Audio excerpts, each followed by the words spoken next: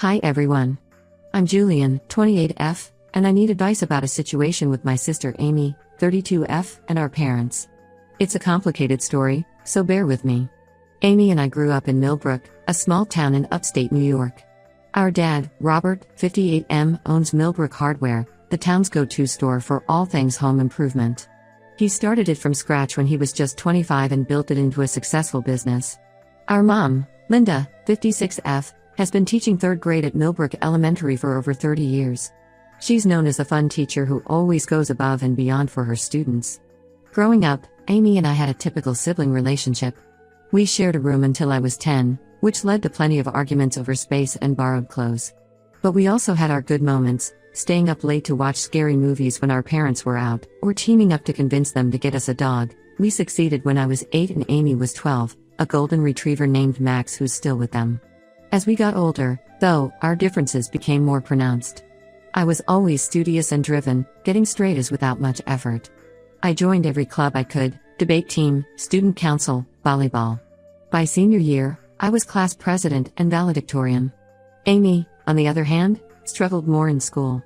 She was smart but easily distracted, often forgetting homework or skipping classes to hang out with friends. She was more into art and music, spending hours in her room drawing or playing guitar. Our parents tried to be fair, but looking back, I can see how their treatment of us differed. They'd praise me effusively for every accomplishment, while Amy's achievements were met with more subdued reactions. When Amy got in trouble for skipping school, they'd ground her for weeks. But when I got caught sneaking out to a party senior year, they let it slide with just a stern talking to. After high school, Amy left for art school in New York City. I think she was eager to escape the small town and our parents' expectations. Meanwhile, I stayed local, attending the state university just 30 minutes away. I majored in business, with a vague idea that I might take over Dad's store someday. During college, Amy and I grew apart. She'd come home for holidays, but always seemed eager to leave. She'd talk about her cool city friends and exciting art projects, making me feel boring in comparison. I threw myself into my studies and internships, trying not to feel jealous of her seemingly glamorous life. After graduation, I started working at Dad's store, helping to modernize their systems and expand their online presence. Amy stayed in the city, working various jobs in galleries and cafes while trying to build her art career. Our parents were proud of both of us, but I could sense their extra enthusiasm when talking about my work at the store. 5 years ago, Amy called with big news. She was engaged to her boyfriend Mark, a fellow artist she'd met in the city. Our parents were thrilled. Mom immediately started talking about wedding plans, and Dad offered to pay for everything. They told Amy to dream big and not worry about the cost. The wedding planning consumed our family for the next year. Mom and Amy were constantly discussing flower arrangements and seating charts. Dad seemed happy to write checks for whatever they wanted. The final event was at a beautiful vineyard upstate, with 200 guests, a live band, and a 5-course dinner. Amy looked stunning in a designer dress, and everyone said it was the wedding of the century for our small town. A year after Amy's wedding, I got engaged to my boyfriend Jake. We'd been together since college. He works as an accountant in town. When we told our parents, they seemed happy but not nearly as excited as they'd been for Amy. There was no talk of them paying for anything. Jake and I decided on a smaller wedding, thinking it made more sense financially. We had about 75 guests in my parents' backyard, with a local caterer and a DJ. It was nice, but definitely no frills. I tried not to compare the weddings, but it was hard not to notice the difference. Amy's had cost at least $50,000 from what I could tell, while Jake and I spent about $10,000 of our own money. I told myself it was because they'd already spent so much on Amy's wedding and couldn't afford to do it again. Still, it stung a little. Last month, everything changed. I was at my parents' house, helping Mom clean out their home office. We were going through old files when I came across a folder labeled A&M Wedding. Curious, I opened it. Inside were financial documents related to Amy's wedding, and I was shocked by what I saw. It turns out my parents had taken out a $100,000 loan to pay for Amy's wedding. The documents showed they were still making monthly payments on it, 5 years later. I couldn't believe it. They'd gone into serious debt for Amy's wedding, then claimed they couldn't help with mine at all? I confronted my parents right then and there. At first, they tried to brush it off, saying it wasn't a big deal. But when I pressed, they got defensive. Mom said Amy needed the boost more than I did. She talked about how Amy had always felt second best growing up, and they wanted to do something special for her. Dad chimed in, saying they would have helped with my wedding too if Jake and I had wanted something bigger. I was furious. I told them it wasn't about the money itself, but about the blatant favoritism and dishonesty. Why did they feel the need to lie about the wedding costs? Why offer to pay for everything for Amy, but nothing for me? I said I felt betrayed and manipulated. Their reaction made things worse. Mom started crying, saying I was trying to ruin Amy's happiness. Dad got angry, telling me I was being selfish and ungrateful. He even suggested that my jealousy of Amy was exactly why they had favored her with the wedding, to try to make up for my attitude toward her over the years. I left their house feeling hurt and confused.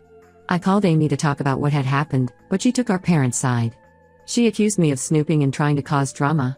She said I was just bitter that her wedding was nicer than mine, and that I should be happy for her instead of complaining. Jake has been supportive but doesn't fully understand why I'm so upset. He thinks I should try to patch things up with my family for the sake of peace. But I don't know if I can get past this level of favoritism and deceit. I'm at a loss for what to do next. Part of me wants to demand a full explanation from my parents and an apology. Another part wants to cut off contact entirely. I'm worried about damaging my relationship with Amy even further, but I'm also angry that she's dismissing my feelings. Am I overreacting to this situation?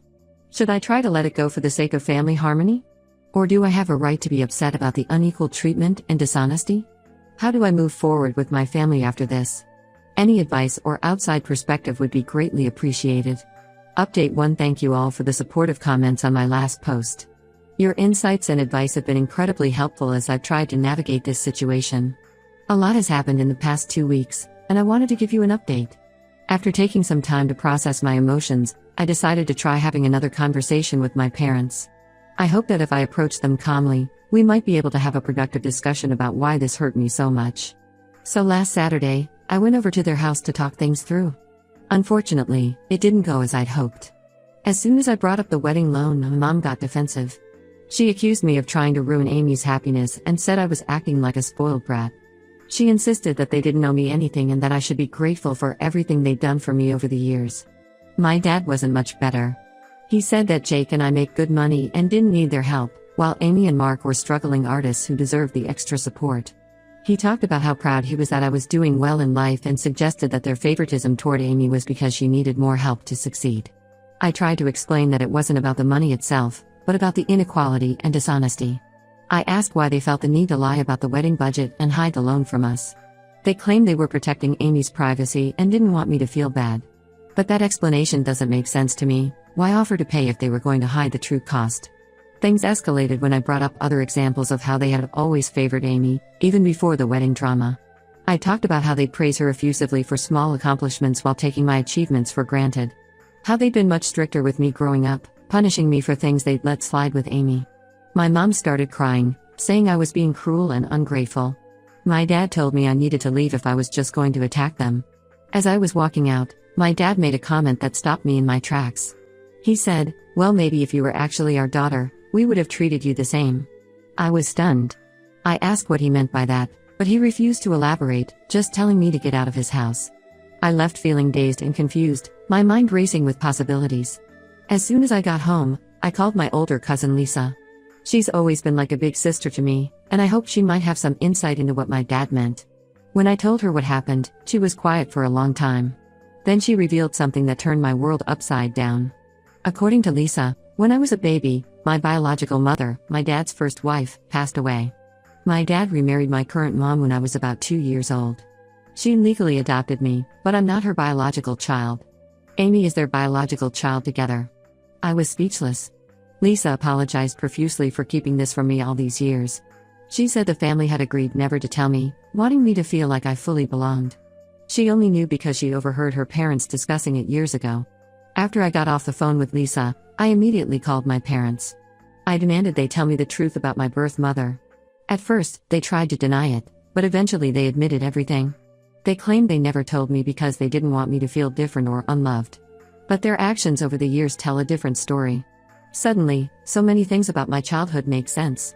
Why Amy was always treated as special and fragile. Why I was pushed to be perfect all the time. Why there was always an undercurrent of tension in our family that I could never quite put my finger on. I feel like my entire life has been a lie. All those times I felt like an outsider in my own family, I was right. I'm struggling to process the fact that the woman I've called mom my whole life isn't my biological mother. And I'm angry that this huge part of my identity was kept from me for 28 years. Jake has been wonderfully supportive, but he doesn't really understand what I'm going through. How could he? I don't even understand it myself. Amy is radio silent. I'm not sure if she knew the truth or not. Part of me hopes she was in the dark too, because the idea that my own sister kept this from me is too painful to contemplate. I'm considering getting a DNA test to confirm everything and possibly try to find my biological mother's family. I have so many questions. What was she like? Do I have other relatives out there? Why did my dad remarry so quickly after her death? At the same time, I'm terrified of what I might discover. What if my birth mother's family doesn't want anything to do with me? What if learning about her makes me resent my adoptive mom even more? Part of me wants to go no contact with my parents, at least for a while. I'm so angry and hurt by their deception. But I'm also scared of losing my entire support system. Despite everything, they're the only parents I've ever known. I'm feeling lost and overwhelmed. How do I even begin to process this level of betrayal? Should I confront the rest of my extended family about keeping this secret? How do I move forward in my relationship with Amy? I would greatly appreciate any advice or words of support as I try to figure out my next steps. Has anyone else discovered they were adopted as an adult? How did you handle it? I'm trying to take things one day at a time, but I'm struggling to imagine how I'll ever trust my family again after this. Update 2. It's been a roller coaster few months since my last update, and I wanted to share some developments with you all. Your support and advice have been incredibly helpful as I've navigated this difficult situation. First, I did go ahead with DNA testing to confirm what my parents told me. The results showed that my dad is indeed my biological father, but my mom, or I guess I should say my adoptive mom, is not related to me. The test also revealed that I have some half-siblings on my biological mother's side, which was unexpected. I've been in contact with 2 of these half-siblings, a brother and a sister who are a bit older than me. They were shocked to learn about my existence but have been very welcoming. We've had several long phone calls and video chats, sharing family history and getting to know each other. It's been healing to learn about my birth mother, Julian, through their stories and memories. Apparently, Julian struggled with severe depression for much of her life. She had my older siblings when she was quite young and had difficulty coping with motherhood. By the time she married my dad and had me, her mental health had deteriorated significantly. My siblings say she was hospitalized several times for depression after I was born. This new information has made me reconsider some of my anger toward my dad. While I'm still hurt by the deception, I can understand why he might have wanted to shield me from the painful reality of my early childhood. It doesn't excuse lying to me for 28 years, but it provides some context. I also confronted my extended family about keeping this secret from me all these years. Most claimed they didn't know, but a few admitted they were aware and felt guilty for lying. My aunt, dad's sister, told me that the family had many arguments about whether to tell me the truth as I got older. She says she advocated for honesty but was overruled by my parents. Amy finally broke her silence about a month ago. She claims she only found out the truth when she overheard our parents arguing about it a few years ago, right before her engagement. Apparently that's what prompted them to go all out for her wedding. They felt guilty that she was upset about the secret and wanted to overcompensate. I'm still furious with my parents, but I've had a few conversations with them to try to understand their perspective. They maintain that they were trying to protect me, but admit they handled things terribly. My adoptive mom broke down crying, saying she always saw me as her real daughter and was terrified I would reject her if I knew the truth. My dad seems to vacillate between guilt and defensiveness. The most shocking development came last week. My parents invited me over, saying they had something important to tell me. When I got there, they handed me a stack of letters. They were from my biological mother, Julian. It turns out Julian didn't die when I was a baby like I was told. She had severe postpartum depression and left when I was an infant, unable to cope with motherhood. She would send letters and birthday cards for me over the years, which my parents intercepted and hid. The last letter was from just 2 years ago. Julian had terminal cancer and wanted to reconnect before she passed away. My parents never told me, and now it's too late. I'm devastated that I lost the chance to meet her and hear her side of the story. I don't know how to forgive my parents for this level of deception. They robbed me of the chance to know my biological mother and to make my own choices about that relationship. I'm struggling with feelings of grief for the mother I never knew and anger at the parents who lied to me my whole life. Jake thinks I should try to rebuild my relationship with my parents, saying they made mistakes but clearly love me. Amy wants us all to go to family therapy to work through this. I'm not sure I'm ready for either of those things. I've been seeing a therapist to help process everything, which has been helpful. But I'm still struggling with how to move forward. Part of me wants to take some time away from everyone to clear my head. Maybe travel for a while or look for a job in another city. I need space to figure out who I am and what I want without the weight of all these family expectations and lies. At the same time, I'm scared of losing the only family I've ever known. Despite their flaws, my parents did raise me and provide for me. And I'm just getting to know my half-siblings. I don't want to cut off those relationships when they're only beginning. I'm also grappling with what this means for my sense of identity. I always saw myself as the responsible, achievement-oriented daughter. Now I'm wondering how much of that was a reaction to feeling like an outsider in my family. Who am I without that role? I welcome any thoughts or advice as I try to chart a path forward. This journey of self-discovery is overwhelming, but I'm trying to stay hopeful that I'll come out stronger on the other side.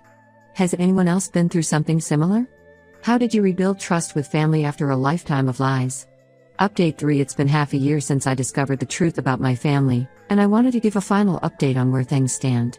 After a lot of soul-searching and discussions with my therapist, I decided to take a job opportunity on the other side of the country. I'm now working as a marketing manager for a tech startup in San Francisco. The change of scenery has been good for me. I needed physical and emotional distance from my family to process everything and figure out who I am outside of their lies and expectations. Jake has been incredibly supportive throughout this whole ordeal. He's planning to join me in San Francisco once he wraps up some work commitments back home. We're excited to start this new chapter of our lives together. Before I left, I had one last conversation with my parents. It was difficult, but I felt it was necessary for my own peace of mind. I told them that while I understand they thought they were doing what was best for me as a child, I cannot fully forgive them for hiding my biological mother's letters and denying me the chance to meet her before she passed. That was a choice they made when I was an adult, prioritizing their own comfort over my right to know my history. My dad seemed to understand and expressed genuine remorse. My adoptive mom had a harder time accepting my feelings, but I think she's starting to realize the depth of hurt their actions caused. We've agreed to go to family therapy when I'm back in town for holidays, which feels like a step in the right direction. I've decided to maintain low contact with my parents for now. We exchange occasional texts and have short phone calls every few weeks. It's not ideal, but it's what I can manage at the moment. I need time to rebuild trust, if that's even possible. Amy and I are slowly reconnecting. She's apologized for her initial reaction and seems genuinely remorseful about her role in everything. We're not as close as we once were, but we're working on building a new kind of relationship based on honesty and mutual understanding. One of the most positive developments has been building relationships with my half-siblings from my biological mother's side. My brother David and sister Emily have been incredibly welcoming. They've shared photos and stories about our mother, helping me piece together a picture of who she was. It's bittersweet. I'm grateful to have this connection to her, but it also highlights everything I missed out on. I've also been in touch with some of Julian's extended family. They filled in more details about her life and her struggles with mental health. While it's painful to learn about the difficulties she faced, it's also helping me understand my own history better. Therapy has been tremendously helpful as I work through my feelings of grief, anger, and confusion. I'm learning to embrace my complex family history rather than feel ashamed of it. I'm also working on setting healthier boundaries and advocating for my own needs, skills I realized I never really developed in my family of origin. The DNA test opened up some unexpected doors too. I discovered I have a talent for painting, something I never explored before because I was so focused on living up to my family's academic expectations. I've been taking classes here in San Francisco and find it incredibly fulfilling. I can't help but wonder if this artistic streak comes from Julian. Looking ahead, I'm cautiously optimistic about the future. This experience has been incredibly painful, but it's also given me the push I needed to take control of my own life and identity. I'm excited to continue exploring who I am outside of my family's shadow. Jake and I are talking about starting a family of our own in a few years. The idea is both exciting and terrifying given everything I've learned about my own family history. But I'm committed to breaking the cycle of secrets and creating a home built on honesty and open communication. Thank you to everyone who has offered support and advice throughout this journey. Your kindness and perspective have been a lifeline during some very dark times.